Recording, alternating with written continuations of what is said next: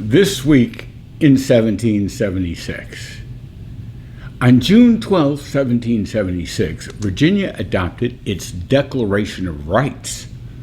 Drafted primarily by George Mason, it asserted that all men are by nature free and independent. It declared that government derives its powers from the people. This document deeply influenced Thomas Jefferson. The language of natural rights, life, liberty, and the pursuit of happiness echoes these principles.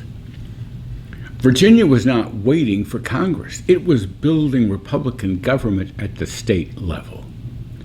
Meanwhile, in Congress, the drafting committee continued refining the Declaration of Independence. Edits sharpened the indictment of King George III. Military pressure intensified. British forces prepared to strike New York. Political philosophy and military reality advanced together. June 12th marks a critical moment. The theory of independence was being codified in law. On June 13, 1776, Congress moved toward creating structures beyond independence itself. If the colonies were to separate, they would need coordination. Military coordination, diplomatic coordination, financial coordination. Discussions advanced about foreign alliances. France was the key, but France would only support a united front. Unanimity in declaring independence mattered for diplomacy as much as symbolism. Meanwhile, American defenses in New York continued expanding. Washington prepared for confrontation. June 13th shows independence becoming international. The colonies were thinking beyond Britain. They were thinking globally. On June 14, 1776, Congress adopted the Continental Army's official flag. Resolved that the flag of the 13 united colonies be 13 stripes, alternate red and white, that the Union be 13 stars. Symbols matter.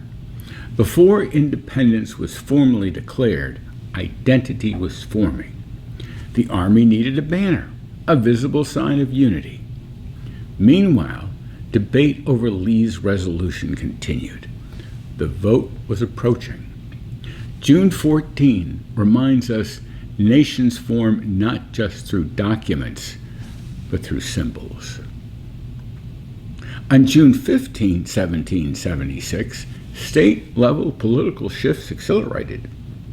In Pennsylvania, radical reformers pressed to replace the existing provincial government. Moderate resistance weakened. Elsewhere, colonial assemblies reconsidered their instructions to delegates. Uncertainty narrowed.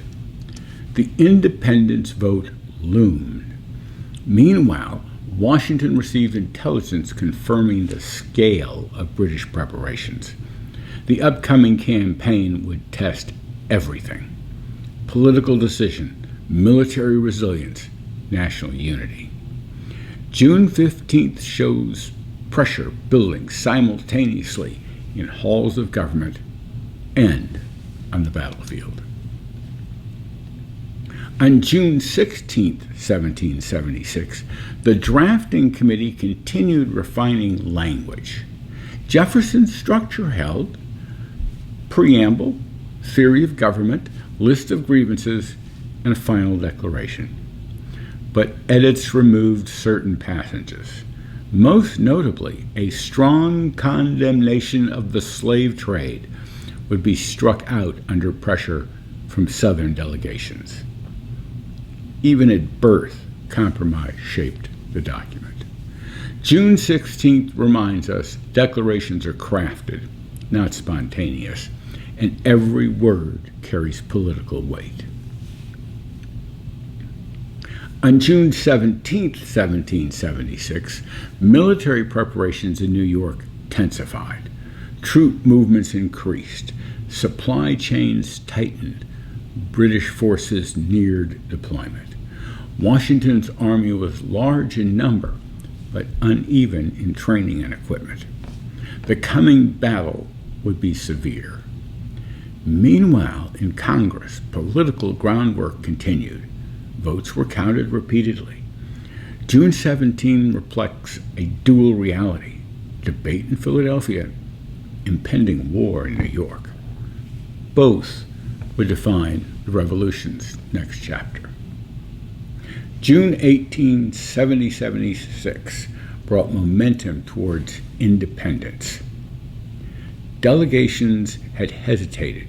Some began shifting. Political pressure from colonial governments and local committees increased. Lee's resolution remained pending.